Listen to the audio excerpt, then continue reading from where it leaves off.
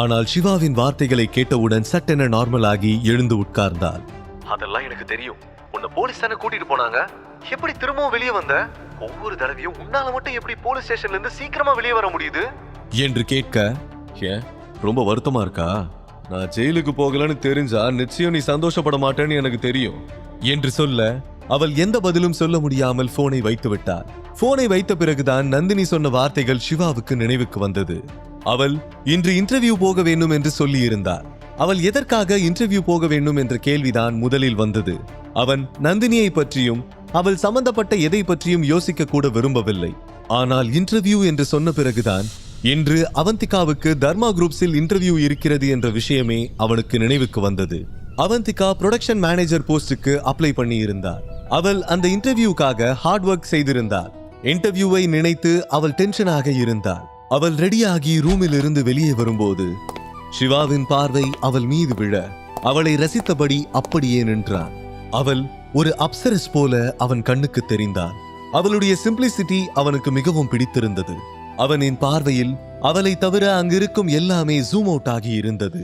அப்போது திடீரென கிச்சனில் இருந்து ஏதோ தீயும் ஸ்மெல் வர அவந்திகா அவனை திரும்பி பார்த்தாள். கிச்சன்ல இருந்து ஏதோ ஸ்மெல் வருது பாரு என்று சொல்ல அவன் வேகமாக கிச்சனுக்குள் ஓடினான். சிறிது நேரத்திற்கு பிறகு சுட சுட ஆவி பறக்க கிச்சடி செய்து கொண்டு வந்து டேபிள் மீது வைத்தான். பிரேக்ஃபாஸ்டின் வாசனை காற்றில் பரவியது. ஆனால் அவந்திகாவின் பார்வை சிவா மீது மட்டுமே இருந்தது. அவள் சிவாவோடு இருக்கும்போது சந்தோஷமாகவும் தைரியமாகவும் உணர்ந்தாள். லேசான புன்னகையோடு, என்ன ஸ்பெஷல், எதுக்கு நீயே பிரேக்ஃபாஸ்ட் செஞ்ச என்று கேட்க, அவன் மனதுக்குள், உனக்காக தான் அவந்திகா, ஒவ்வொரு செகண்டும் லைஃப் உனக்கு பிடிச்ச மாதிரி இருக்கணும், அதுதான் என் ஆசை என்று நினைத்தான். ஆனால் சிம்பிளாக அது அப்படிதான் என்றான். அதற்கு பிறகு அவந்திகாவும் அவனிடம் கேள்வி கேட்டு தொந்தரவு செய்யவில்லை. அவளுடைய சிந்தனை முழுக்க முழுக்க இன்டர்வியூவில் தான் இருந்தது. அதை பற்றி யோசிக்கும் போது அவளுக்கு சட்டென ஏதோ நினைவுக்கு வர அவள் சிவாவிடம், கொஞ்ச நேரத்துக்கு முன்னாடி நீ நந்தினி கிட்ட தானே பேசிக்கிட்டு இருந்த என்று கேட்க, ஆமா, அவ எனக்கு போன் பண்ணி ஷூக்கு பாலிஷ் போட சொன்னான் என்று சொல்ல, அதை கேட்டு அவந்திகா டென்ஷன் ஆகிவிட்டாள். என்ன சொல்ற, நீதான் எப்போதும் அவ ஷூக்கு பாலிஷ் போடுவியா என்று கேட்க, ஷூக்கு பாலிஷ் போடுறது மட்டும் இல்ல, வீட்டு வேலை கூட செய்ய சொல்லுவாங்க. ஏன், சில நேரம் துணியை கூட துவைச்சிருக்கேன். நம்ம வீட்டு வேலைகளை செய்யறதுல எனக்கு எந்த சிரமமும் இல்லை அவந்திகா. அதை நான் கேவலம்னு நினைச்சதே இல்லை. பட் ஒருத்தரோட கேரக்டரை பார்க்காம அவனோட ஸ்டேட்டஸை பார்த்து பழகிற குணம் தான் எனக்கு சுத்தமா பிடிக்கல என்றான். அவன் பெருந்தன்மையாக பேசினாலும் சுப்ரீம் ஃபேமிலியில் அவனை வீட்டு வேலைக்காக பயன்படுத்திய விஷயத்தை கேட்டு அவளால் கோவப்படாமல் இருக்க முடியவில்லை. எனக்கு நந்தினி பண்றது எதுவுமே சுத்தமா பிடிக்கல. நீ அவளை விட்டு பிரிஞ்சது நல்லதுதான். நந்தினி ஒருத்தரோட கேரக்டர் பாக்குறதே இல்ல. அவளுக்கு பணத்து மேலதான் இன்ட்ரெஸ்ட் அதிகம். நிச்சயமா அவங்களுக்கும் அருமை புரிய போறதே இல்லை என்று சொல்லிக் கொண்டிருக்கும் போது திடீரென ஏதோ நினைவுக்கு வந்து, அச்சோ, எனக்கு லேட் ஆகுது, நான் சீக்கிரமா இன்டர்வியூக்கு போகணும் என்று சொல்லிவிட்டு வேகமாக சாப்பிட ஆரம்பித்தார். தர்மா குரூப்ஸ்ல தானே இன்டர்வியூ என்று கேட்டுக்கொண்டே போனை எடுத்து ஸ்க்ரால் செய்ய, ஆமா, ஹே சிவா, எது கேக்குற என்றார். ஒன்னும் இல்ல, தர்மா குரூப்ஸ்ல எனக்கு சில ஃப்ரெண்ட்ஸ் இருக்காங்க, அவங்க கிட்ட சொன்னா கண்டிப்பா ஹெல்ப் பண்ணுவாங்க, உனக்கு வேலை கிடைக்கிறது கொஞ்சம் ஈஸியா இருக்கும்ல என்று சொல்லிக்கொண்டே யாருக்கோ டயல் செய்ய போக அவந்திகா அவசரமாக, நோ சிவா, கட் கால், கட் என்று சீரியஸாக சொல்ல சிவா காலை கட் பண்ணி விட்டான். செல்போனை டேபிள் மேல் வைத்தான். ஏன் அவந்திகா, எதுக்கு கால் பண்ண வேண்டாம்னு சொல்ற? இதுக்காக தானே நீ ரொம்ப கஷ்டப்பட்டு ப்ரிப்பேர் பண்ணியிருக்கேன்னு சொன்ன என்று கேட்க, எஸ், இப்பவும் அதே தான் சொல்றேன். இந்த வேலை எனக்கு ரொம்ப ரொம்ப இம்பார்ட்டன்ட். பட் இது என் சொந்த முயற்சியில எனக்கு கிடைக்கிறதா எனக்கு பெருமை. இன்னொருத்தரோட ரெக்கமெண்டேஷன்ல வேலை கிடைக்கிறதுல எனக்கு இன்ட்ரெஸ்டே இல்ல. சாரி சிவா. இதை கேட்ட பிறகு அவந்திகாவின் மீது அவனுக்கு இருக்கும் மரியாதை அதிகமாகிக் கொண்டே இருந்தது.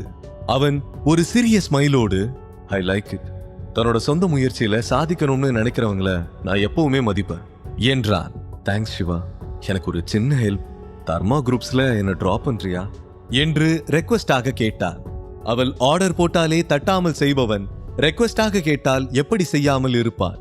அவன் யோசிக்காமல் ஓகே என்றான். அவளும் வேகமாக சாப்பிட்டு முடித்துவிட்டு இருவரும் ரெடியாகி வெளியில் வந்தார்கள். சிவா ஏற்கனவே ஒரு டாக்ஸியை புக் பண்ணி வைத்திருந்தார். இருவரும் அந்த டாக்ஸியில் தர்மா குரூப்ஸுக்கு புறப்பட்டு சென்றார்கள். அவர்களுக்கு முன் நந்தினி அங்கே சென்று விட்டார். அவள் முழு கான்பிடன்ஸோடு உள்ளே நுழைந்தார். அங்கே போன பிறகுதான் அங்கே பல பேர் இன்டர்வியூவுக்கு வந்திருக்கிறார்கள் என்பதை புரிந்து கொண்டார். ஆனால் நிச்சயமாக இந்த வேலை தனக்குத்தான் கிடைக்கும் என்று ஆழமாக நம்பினாள். அதற்கு காரணம் அவள் மீது அவளுக்கு இருக்கும் நம்பிக்கையா என்று கேட்டால் அதுதான் இல்லை. அவளுக்கு தினேஷ் மீதுதான் நம்பிக்கை. அவருக்கு தன்னை மிகவும் பிடிக்கும். அதனால் கண்டிப்பாக இந்த வேலையை தனக்குத்தான் கொடுப்பார் என்று நினைத்தாள். ஏதோ சொந்த கம்பெனிக்கு வந்தது போல கூலாக நடந்து கொண்டாள். அவளை பார்த்தால் இன்டர்வியூவுக்கு வந்த மாதிரியே தெரியவில்லை. ஏதோ பிக்னிக் வந்தது போல அழகாக ட்ரெஸ் பண்ணிக்கொண்டு ஜாலியாக இருந்தாள். அவள் முகத்தில் டென்ஷனுக்கான அடையாளமே இல்லை. அதற்குள் சிவாவும் அவந்திகாவும் கூட அங்கே வந்து விட்டார்கள். காரில் இருந்து கீழே இறங்கியவள் என்று சொல்லிவிட்டு பேகையும் ஃபைலையும் எடுத்துக்கொண்டு திரும்ப சிவா அவளை நிறுத்தி, அவந்திகா, இந்த வேலை உனக்கு எவ்வளவு பிடிக்கும்னு எனக்கு நல்லா தெரியும். இந்த கம்பெனி பத்தி நான் நிறைய கேள்விப்பட்டிருக்கேன். இங்க இன்டர்வியூ கிளியர் பண்றது அவ்வளோ ஈஸி இல்லைன்னு சொல்லிக்கிறாங்க. உன்னை கஷ்டப்படுத்துறதுக்காக சொல்லல என்று சொல்லி முடிப்பதற்குள், நீ ஏன் சொல்றன்னு எனக்கு நல்லாவே புரியுது சிவா. பட் இப்பவும் சொல்றேன், எனக்கு ரெக்கமெண்டேஷன் வேணாம். நான் ட்ரை பண்ணி எனக்கு இந்த வேலை கிடைக்கலனா எனக்கு கஷ்டமா தான் இருக்கும். பட் ரெக்கமெண்டேஷன்ல வேலை கிடைச்சா அதை விட கஷ்டமா இருக்கும். ட்ரை டு அண்டர்ஸ்டாண்ட் என்றாள். அவந்திகாவின் வார்த்தைகளை கேட்டு சிவா மேலும் இம்ப்ரெஸ் ஆகிவிட்டார். All the best. கண்டிப்பா இந்த வேலை உனக்கு தான் கிடைக்கும். எனக்கு முழு நம்பிக்கை இருக்கு என்றார். அவந்திகா உள்ளே சென்றார். ப்ரொடக்ஷன் மேனேஜர் போஸ்டுக்கு தேவையான குவாலிஃபிகேஷன் அவளிடம் போதுமானதாக இல்லை. அதனால் எங்கே அவளுக்கு இந்த வேலை கிடைக்காமல் போய்விடுமோ என்று நினைத்த சிவா இதற்கு ஏதாவது செய்ய வேண்டும் என்று நினைத்தார். அவள் சிவாவின் உதவியை கூட மறுத்துவிட்டாள். அது சந்தோஷமான விஷயம்தான். ஆனால் இந்த வேலை கிடைக்காமல் அவள் வருத்தப்பட்டால் அவளை விட சிவாவுக்கு தான் கஷ்டமாக இருக்கும். அவளுக்கு தெரியாமல் ஏதாவது செய்ய வேண்டும் என்று நினைத்தார். எப்படியாவது உள்ளே சென்று அவளுக்கு சப்போர்ட்டாக கூடவே இருக்க வேண்டும் என்று நினைத்தான். அவனுக்கு ஒரு ஐடியா தோன்றியது. உடனே செல்போனை எடுத்து தினேஷுக்கு கால் செய்தான். ப்ராடக்ட் மேனேஜர் போஸ்டுக்கான இன்டர்வியூ 6th ஃப்ளோரில் தான் நடக்கிறது என்பதை தெரிந்து கொண்டான். தன்னுடைய செல்போனில் இருந்தபடியே 6th ஃப்ளோரின் சிசிடிவி கேமராவை ஆக்சஸ் செய்ய ஆரம்பித்தான். இன்டர்வியூவில் செலக்ட் ஆக போவது யார்? நந்தினியா அல்லது அவந்திகாவா? ரெக்கமெண்டேஷன் வேண்டாம் என்று அவந்திகா ஸ்ட்ரிக்டாக சொல்லி இருந்தார். எப்படியும் இந்த இன்டர்வியூவில் செலக்ட் ஆக போவது நான் தான் என்ற நினைப்பில் நந்தினி வெயிட்டிங் ஏரியாவில் கால் மேல் கால் போட்டு கெத்தாக அமர்ந்திருந்தாள். அங்கே கூடியிருந்த மற்ற கேண்டிடேட் எல்லோரையும் இலக்காரமாக பார்த்து கொண்டிருந்தாள். அங்கிருந்த கேண்டிடேட்ஸ் நந்தினியை பார்த்து தங்களுக்குள் கிசுகிசுப்பாக பேசிக் கொண்டார்கள். அந்த பொண்ணை எனக்கு நல்லா தெரியும். அவ பேர் கூட நந்தினி, சுப்ரீம் ஃபேமிலியோட ஒரே பொண்ணு என்று ஒரு கேண்டிடேட் தனக்கு அருகில் இருந்த மற்றொரு கேண்டிடேட்டிடம் சொல்ல அவன் ஷாக்காக,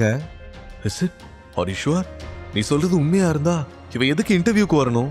இவளுக்கே சொந்தமா ஒரு கம்பெனியே இருக்கே என்றான். எனக்கும் அதான் புரியல.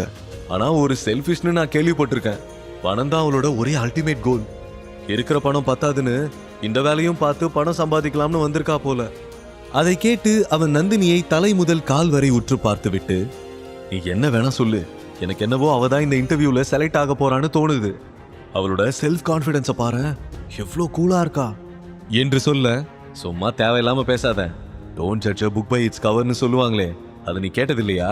இவ செலக்ட் ஆகவே மாட்டா. உனக்கு தான் அவளை பார்க்கும்போது செல்ஃப் கான்பிடன்ஸ்னு தோணுது. எனக்கு ஓவர் கான்பிடன்ஸ் ஹெட்வைட்னு தோணுது.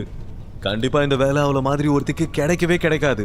தர்மா குரூப்ஸ் நிச்சயமா ஒரு குவாலிஃபைட் கேண்டிடேட்டுக்கு தான் இந்த வேலையை கொடுப்பாங்க. எனக்கு அவங்க மேல முழு நம்பிக்கை இருக்கு என்றார். இருவரும் பேசிக்கொண்டு இருக்க திடீரென வெயிட்டிங் ஏரியாவின் டோர் ஓபன் ஆனது. அங்கிருந்தவர்கள் எல்லோரது பார்வையும் இப்போது டோரில் தான் இருந்தது. இப்போது இருக்கும் ஃபேஷன் எராவில் இப்படி ஒரு சிம்பிள் பியூட்டியை பார்த்து எல்லோரும் ஸ்டன் ஆகிவிட்டார்கள். அவந்திகா அவர்களுக்கு நடுவில் மென்மையாக நடந்து வந்தார். அவள் முகத்தை வருடி கொண்டிருந்த சில முடிகள் அவளுடைய அழகை மறைத்து கொண்டிருந்தது. இளைஞர்கள் எல்லோரும் அவளை கண் சுமிட்ட மறந்து பார்த்து கொண்டிருந்தார்கள்.